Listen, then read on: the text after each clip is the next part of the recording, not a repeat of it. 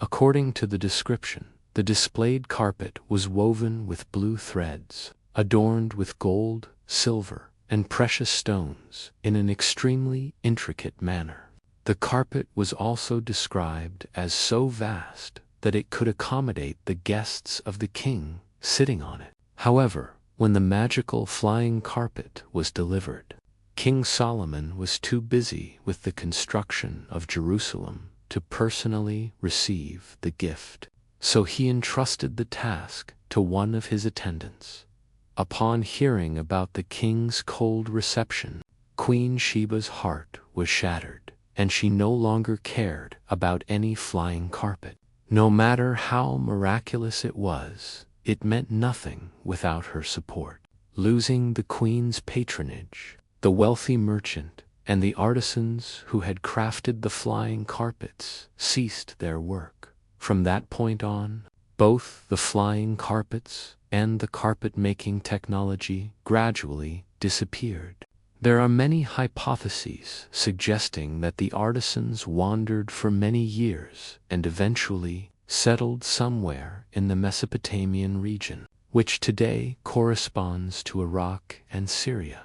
Although these craftsmen retained part of the knowledge of creating flying carpets, unfortunately, they lacked the resources and could only produce low-quality hovering carpets, which nevertheless intrigued the common people of that time. This is probably the most authentic story referring to the origin of the flying carpet invention, which modern people still share in another version. The miraculous flying carpet of King Solomon was a gift he received from God. The carpet could carry up to 40,000 people in the air at any given time. Sounds almost like a modern spaceship, doesn't it? After possessing the magical carpet, Solomon's pride grew immensely. Ultimately, God decided to punish Solomon while the carpet was flying in the sky. He caused it to shake violently, causing 40,000 people to fall to their deaths. Beyond serving as a means of transportation, flying carpets were also used as weapons in wars. A clear example supporting this theory comes from a story involving King Vitus II of the Parthian Empire in the late 2nd century BCE, specifically in 130 BCE. Vitus was at war with Anthog VII, the ruler of the Seleucid Empire. Vitus used a magical flying carpet to descend from the heights of the Jaus Mountains to the battlefield, attacking the enemy. The flying carpet functioned like a modern armed aircraft, equipped with weapons resembling fire and missiles.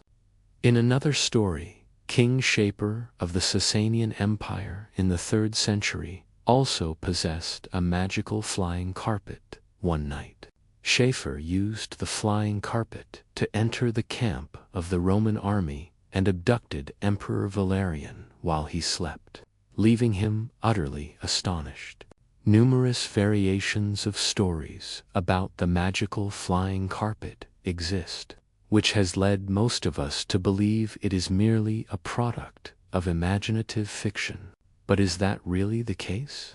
In the Bira Chronicles, certain passages describe the operational principles of the white carpets.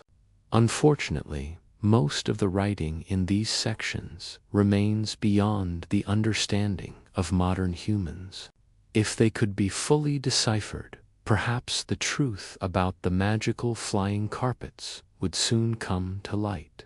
What is known is that a flying carpet is made on a weaving frame like any other ordinary carpet. What sets them apart lies in the production process.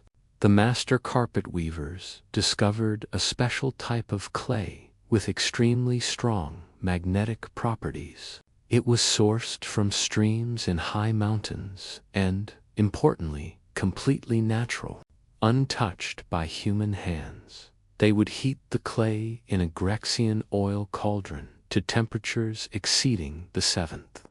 layer of hell to remove its anti-magnetic properties. Grind it finely and dye it into wool fibers before weaving the carpet. The earth itself acts like a giant magnet, with billions of lines of magnetic force running from the North Pole to the South Pole. As a result, once the carpet was completed, it would be repelled by the Earth's magnetic field and float in the air.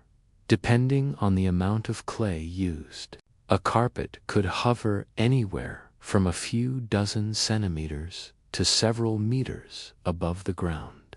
The propulsive force along the magnetic lines acted like invisible aerial pathways. Sounds miraculous, doesn't it?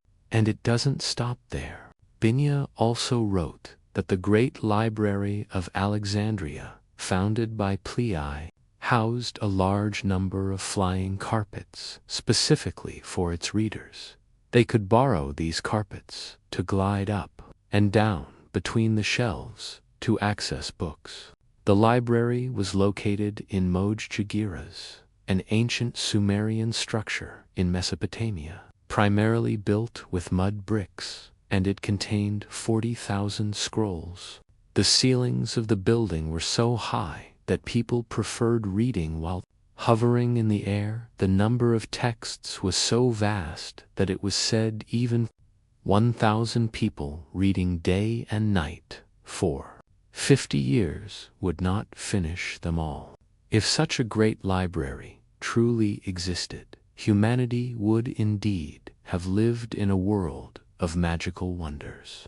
The library was later damaged during a civil war under Emperor Aurelian due to the destruction wrought by a certain general. This general burned piles of scrolls to heat 600 baths in Alexandria, and the intelligent carpets frightened the scholars of the time immensely.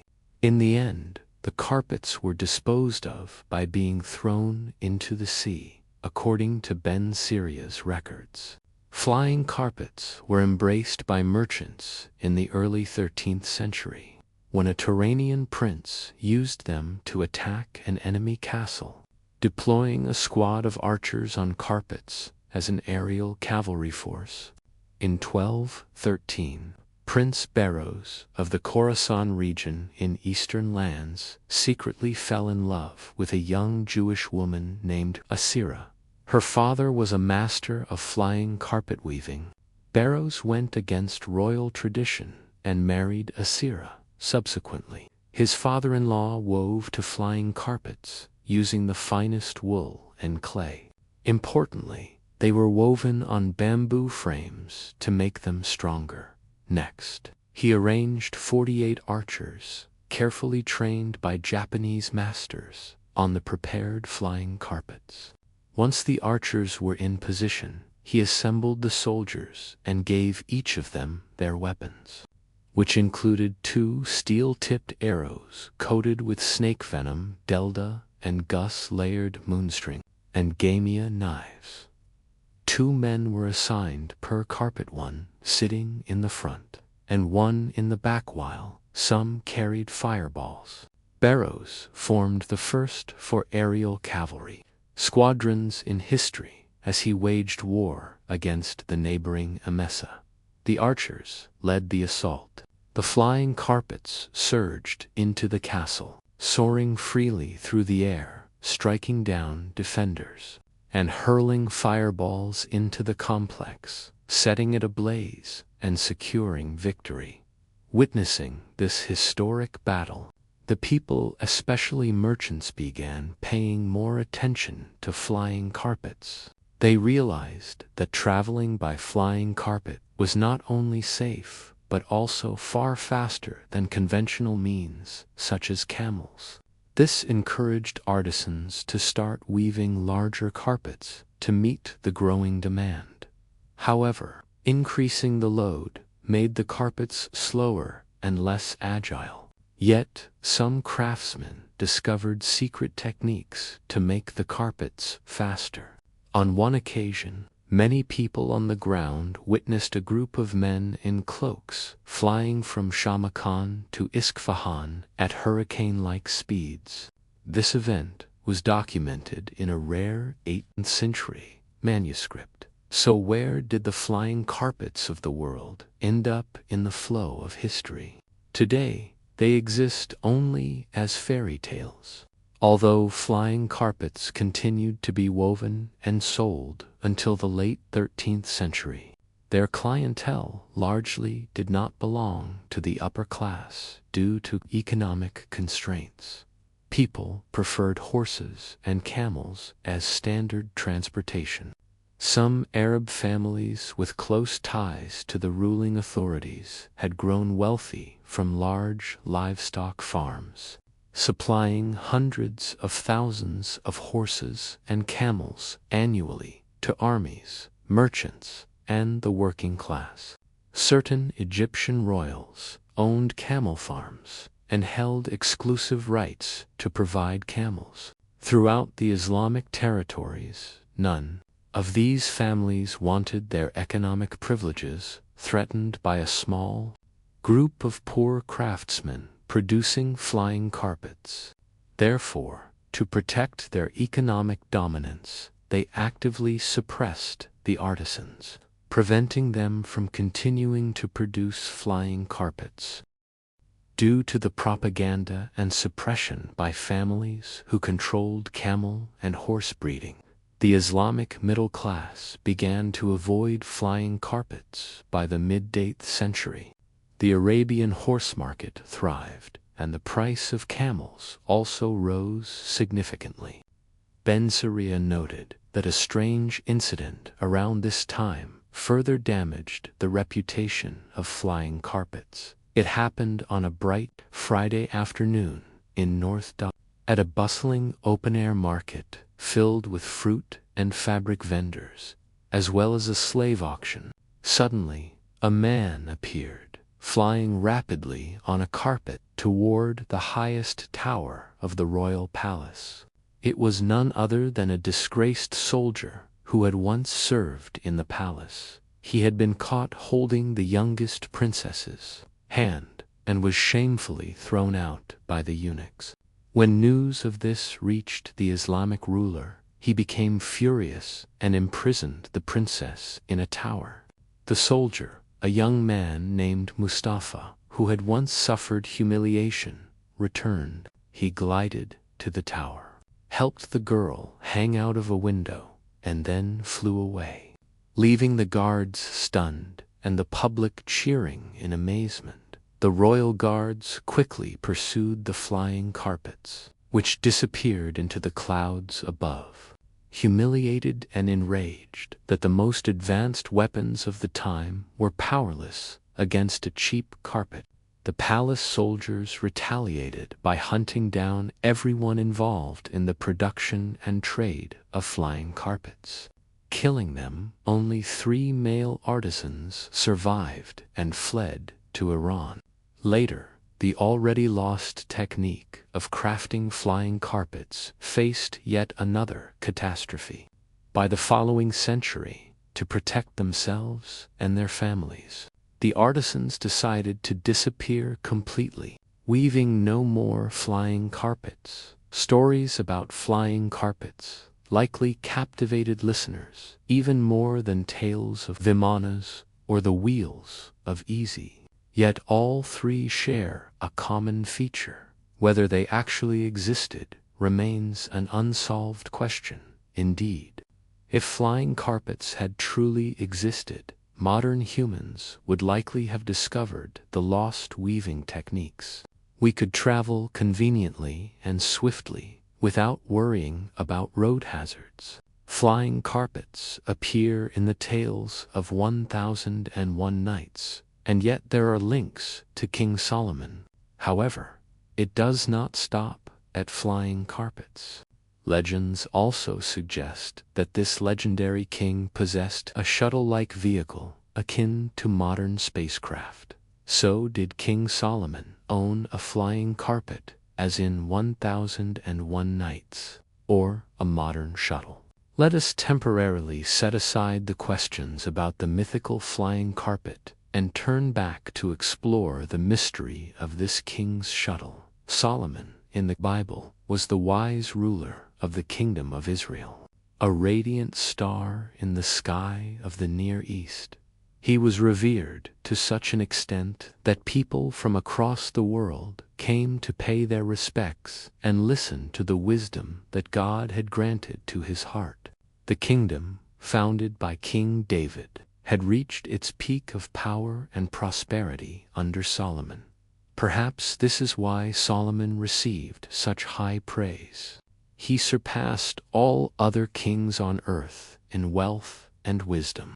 Consequently, people presented him with gold and silver, robes, weapons, and rare spices, making him one of the 3 wealthiest kings in history. Solomon truly was a legendary figure in the Bible, but it does not end there. Beyond his immense wealth, the Bible describes Solomon as a great sage. In Jerusalem, he built the famous Temple of Solomon, housing the Ark of the Covenant, the religious center of the young unified kingdom of Israel. The Jewish people cherished him for constructing the first temple for their religion. For Christians, he is one of the wisest kings in the Old Testament, while Muslims regard him as one of their great prophets. Yet, strangely, such a great figure disappeared like mist under the sun. No archaeological evidence directly related to Solomon or his vast kingdom has been found to this day. Only traces of palaces, temples, or treasures hinting at the king's wealth have been discovered. But overall, these findings are like grains of salt in the sea, far less than what one might hope for. Beyond his wealth and greatness, many extraordinary stories surround Solomon. These include the hundreds of tons of gold he possessed, a magical ring that allowed him to command 72 demons from the underworld to govern the world, and even a shuttle-like vehicle akin to a modern spacecraft, enabling him to travel swiftly across different realms. These mysteries have remained unsolved throughout history. The question remains elusive, hidden in the shadows. Even with today's advanced scientific and technological knowledge, we can only perceive a faint glimmer at its edge. Beyond his extraordinary wisdom described in the Bible, King Solomon also seemed capable of quickly grasping new technologies. There are several hypotheses suggesting that he may have cleverly collaborated with visitors from other worlds to create a spacecraft, making his travels far more convenient than ever. Ancient biblical texts also reveal that the great Jewish king possessed a magnificent flying vehicle, according to Cranagas, the Glory of Kings, an important ancient document originating from Ethiopia. Solomon was visited by 7 queens of Sheba, who crossed the Red Sea to Jerusalem. Her goal was to see the sacred Ark of the Covenant, and above all, she was captivated by tales of Solomon's wisdom. Thus, this queen fell in love with the king and gave birth to Menelik I, Solomon's son, upon returning to her own kingdom. According to the document, Solomon flew across the skies to visit Makeda and his son, Menelik, aboard a celestial vehicle. The king and all his attendants rode together on this craft without experiencing any pain or hardship. They neither sweated nor became exhausted, covering a distance that would have taken at least 3 months to traverse in a single day. Although descriptions of Solomon's shuttle are rather vague, they are enough to inspire modern imaginations of a spacecraft due to its unbelievably high speed. For human minds in the past, creating such a vehicle would have been unimaginable. Some hypotheses even suggest that Solomon's shuttle was actually the flying carpet he was gifted. Among the many flying carpet legends, only the stories directly connected to Solomon appear somewhat credible. However, if Solomon's shuttle were indeed the flying carpet, this creates a contradiction with the ancient texts. Traveling at such extreme speeds without any shielding would inevitably cause fatigue. Yet, according to the Bible, they moved without sweating even a bit. Therefore, this hypothesis is not entirely convincing. After years of study, many historians consider that Solomon's treasure of 500 tons of gold, valued at $3 trillion, according to the Chronicles, is likely a legendary tale. Nevertheless, it remains difficult to completely dismiss the possibility that Solomon truly possessed an ancient flying vehicle, as clearly described in many ancient texts. He was one of the individuals who once possessed flying machines in the past. A notable detail in the stories about Solomon mentioned in the Bible is the tale of 72 demons who helped him build the temple. Although this text is not recognized as canonical, it has sparked much suspicion and debate. Written in Greek, it recounts how King Solomon constructed his temple by commanding demons through a magical ring. According to the story in the Testament of Solomon, when the king was building the temple in Jerusalem, a demon named Is appeared in the late afternoon. Unyez often stole wages and food from a young man, who recounted being harassed by the demon Ias. Angered, Solomon prayed to God for help to punish the demon. Then, the archangel Michael gave the king a magical ring and a seal engraved with a pentagram, granting him immense power. Once Solomon had the ring and the seal, he gave the ring to the young man and instructed him to throw it at the demon whenever it came to cause trouble. Then bring it to the king. Using the ring's power, Solomon captured the demon and forced it to serve in constructing the temple, assigning it to cut stone. One day, Solomon gave the ring to summon the rebellious prince of the underworld. Initially, the prince showed disdain for Solomon. However, faced with the power of the seal and the ring, the prince had to submit. Do these fantastical stories have any connection to Solomon's space shuttle? A new hypothesis suggests that the king may have used this magical ring to summon and operate a highly advanced vehicle far beyond the era's technology. According to ancient writings, magical vehicles, such as the Vimana chariots of the Leo, or flying thrones, were often depicted as embodiments of demons.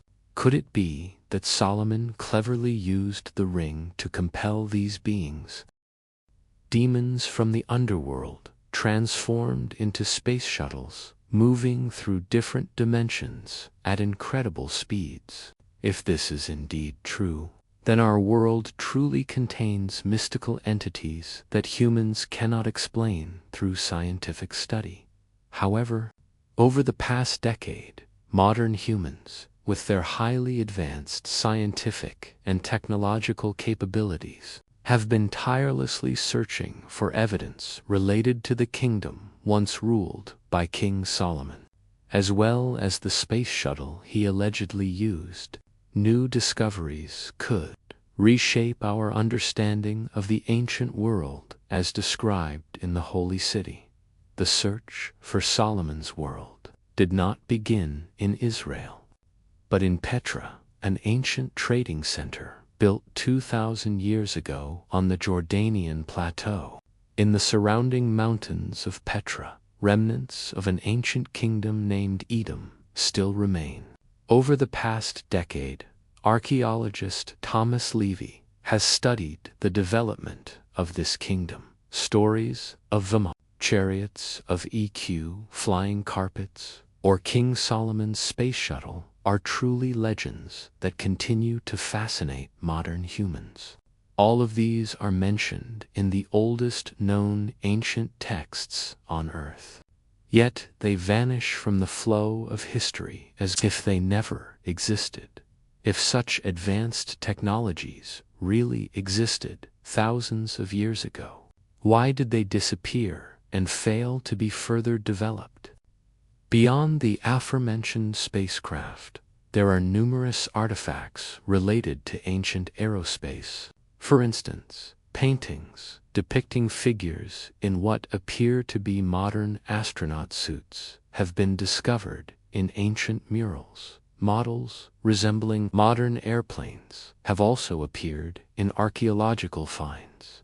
All of these artifacts, including hypotheses about ancient spacecrafts, suggest that our Earth may once have hosted a prehistoric advanced civilization, or perhaps a highly developed extraterrestrial civilization visited our planet and assisted humans during that era. The current universe is 13.82 billion years old, and observations indicate that it has a diameter of approximately 93 billion light-years. It is cautiously estimated that there are about 20 trillion stars in the universe. With the Sun being a very common example, most stars have their own planets, and those planets often have their own moons. Therefore, statistically, the existence of another solar system or another Earth somewhere in the universe is entirely plausible. Whatever the truth may be, it seems that all the knowledge of modern humans is only the tip of a sunken iceberg. Film is one of the most important catalysts for promoting the development of popular culture. Music, therefore, what appears on screen often leaves a deep impression on our minds.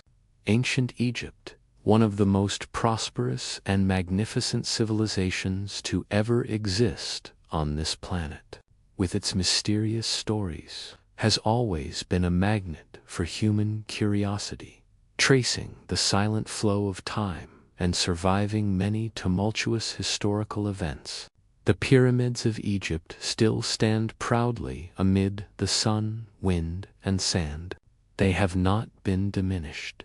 In fact, the pyramids are recognized as the most intact wonders of the ancient world, representing one of humanity's greatest achievements across different cultures and civilizations. Yet, despite their preservation, the Giza Plateau remains one of the most mysterious sights on the planet.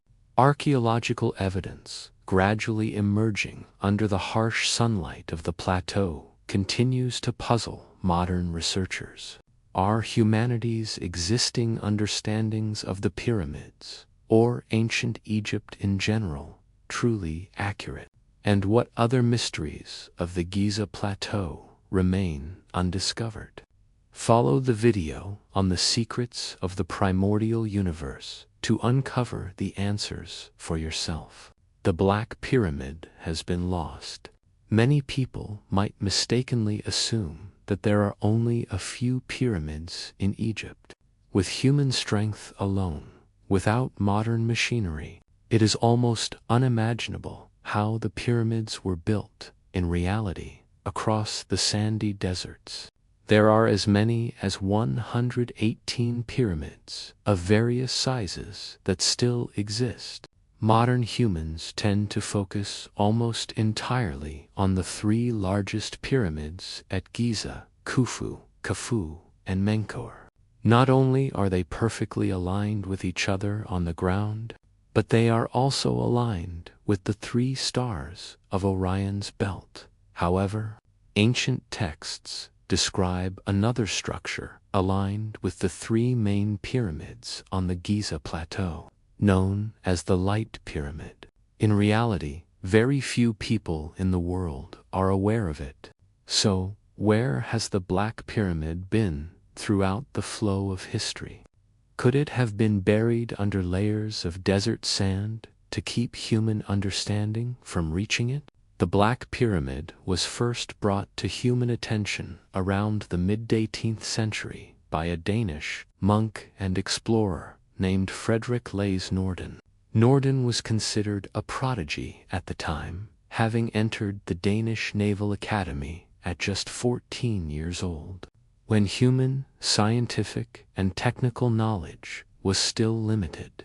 Accurately recreating maps with detailed drawings helped explorers navigate their journeys more effectively.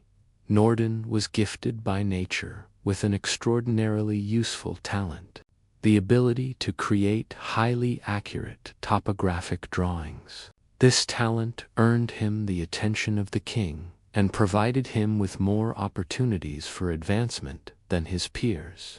Not long after, in 1737, he was sent by the Danish king on an expedition to explore the mysteries stretching from Ethiopia through Egypt and all the way to Sudan. Norden served as the king's official representative in the regions he visited, tasked with observing, recording, and recreating what he saw: people, monuments, and architecture on detailed maps. Norden's expedition reached Egypt in June 1737. However, the journey ahead was far from smooth. As they moved further south, the weather suddenly turned unfavorable, and their expedition ship soon encountered problems. Yet this misfortune turned out to be Norden's blessing, transforming the young prodigy into a legendary figure in later stories. With the expedition stranded in Egypt, Norden had more time to observe and meticulously record his surroundings through detailed maps. At that time, Norden's notes were entirely novel, far beyond the understanding of contemporary Europeans.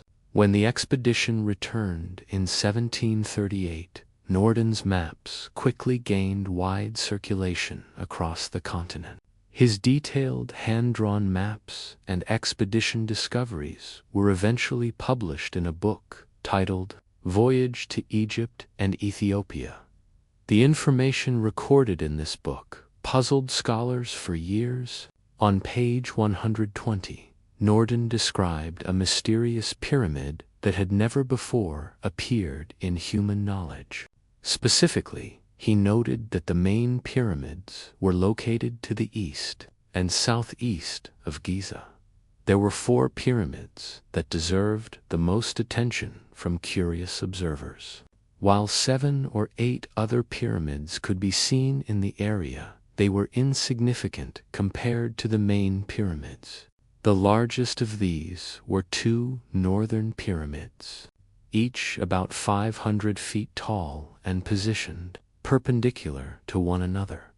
The remaining 2 pyramids were much shorter, but they had certain distinctive features that demanded attention and admiration. Norden devoted particular praise to the 4th main pyramid, noting that, unlike the others, it lacked an outer casing and was completely sealed. What set it apart from most other pyramids, however, was its apex. The top was made from a single, large stone slab, seemingly designed as a supporting base. This 4th pyramid was constructed from a type of black stone, harder than typical granite. Furthermore, it appeared to be isolated from the others, located farther to the west. Wait a momentar.